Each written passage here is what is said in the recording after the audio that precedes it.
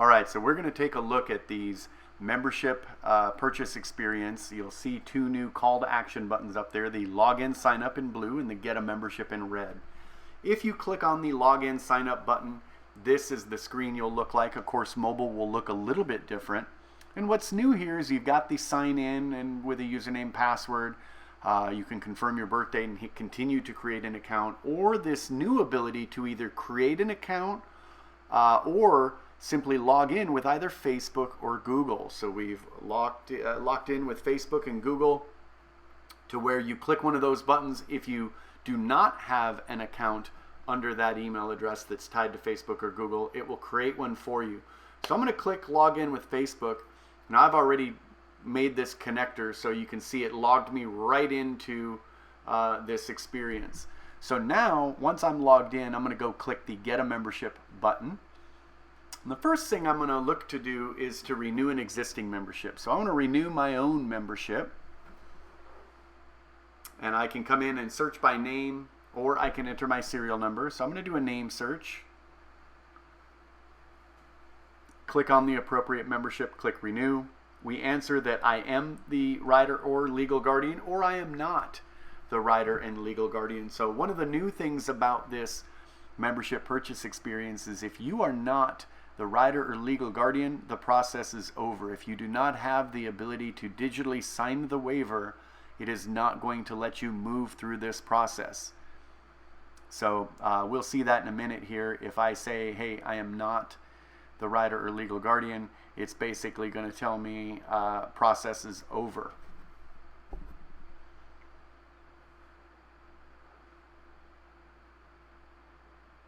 So we'll click that button. It explains you must be, please have them create an account. So I'm going to go back because I am the rider. Click that and click OK.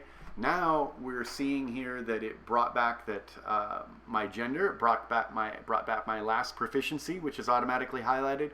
Cool thing, there's little descriptions of the proficiencies in here. Of course, I can select my home state or province, the track within that state, which then gets built based on whatever state or province you've selected.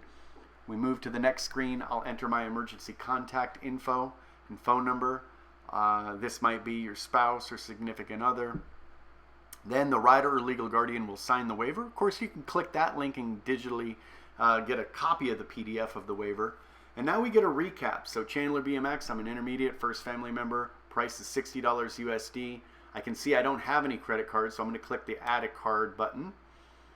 Enter a little bit of info here. Billing address, same as the rider. I do need to enter the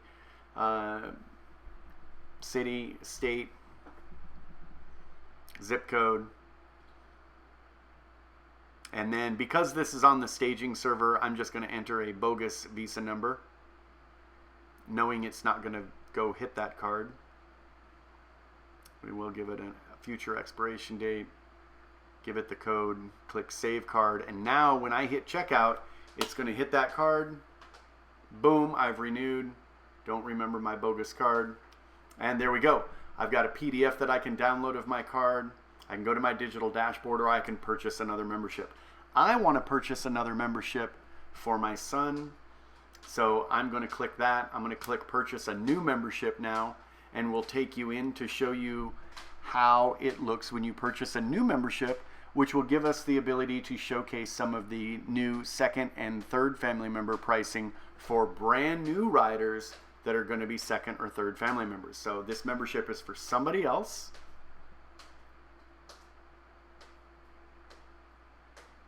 I am the legal guardian. It's their first time.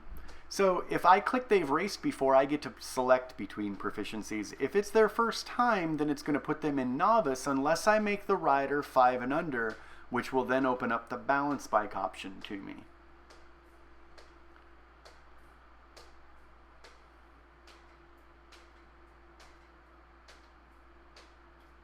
So now I'm going to come in and start entering some information about this rider.